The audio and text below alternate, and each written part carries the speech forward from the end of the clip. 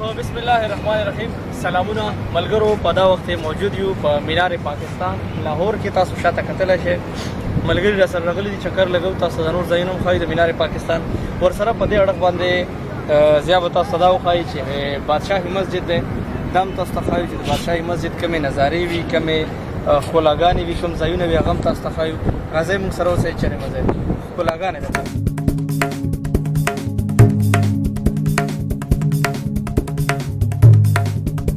سلامونه ملګرو، په دا وخت روان یو په لاهور مینار پاکستان نه او مخکې ځو بادشاهي مسجد طرف ته، که نه؟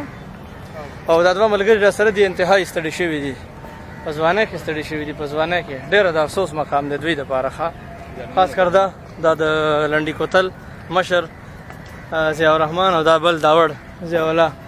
ډېره بده خبره چې مطلب په ځوانۍ کې دوی ستړي شوي دي. سټیمنا جوړه کړه، سټیمنا او ټیک ټاک کوي.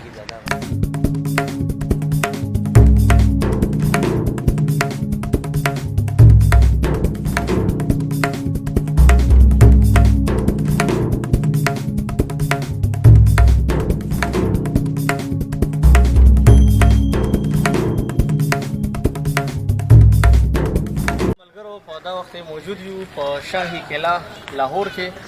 تاسو کتلی شئ د دې دا زوړ بلډینګ بالکل ډېر وختینی بلډینګ دی. د دروازو نه او د دیوالونو هم تاسو ته پته لګي.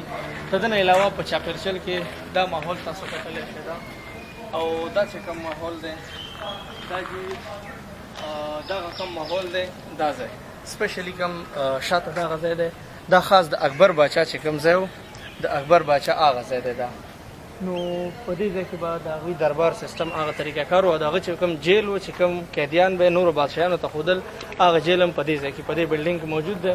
د دې نه علاوه د قلعې چې کوم مخکې نور مناظر دي هغه هم کوشش کوو چې په دې خپلې کیمرې کې تاسو ته وړاندې کړو. دا دیوالونه تاسو کتلی شئ دا مخامخ ډېر زیات زاړه دیوالونه او زاړه ګیټونه او تالې هم زړې دي.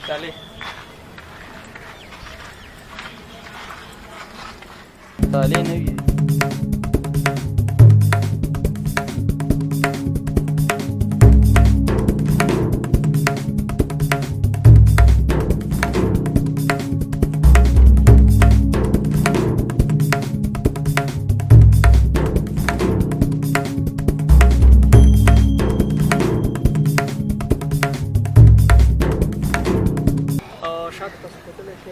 زاړه دیوالونه، زاړه کندرات، دغه ملګری به تاسو ته دا وښایي دا چې کوم دیوالونه دي او ښایسته دغه ځای چې په کوم ځای کې موږ ناست یو دا قبرونه دي. پته نه لګي د دې ځای چې دا کوم ځای دی، خو ښایسته لوکیشن، ښایسته ویو.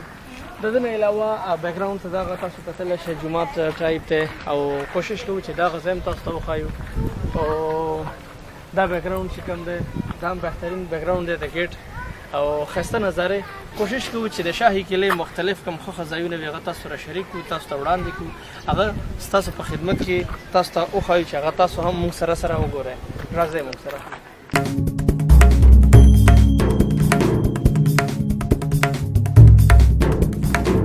ملګرو دا تاسو کتلی شئ زوړ بلډینګ او هغه تاله، هغه زوړ ګیټ، زوړ تاریخ. شاهي قلعه یو خپل زوړ تاریخ لري د پاکستان په تاریخونو کې.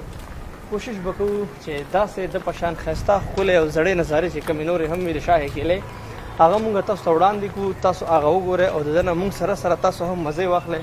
راځئ موږ سره اوسئ. دا جي ګورئ مختلف جوړ سیستم دی ټول.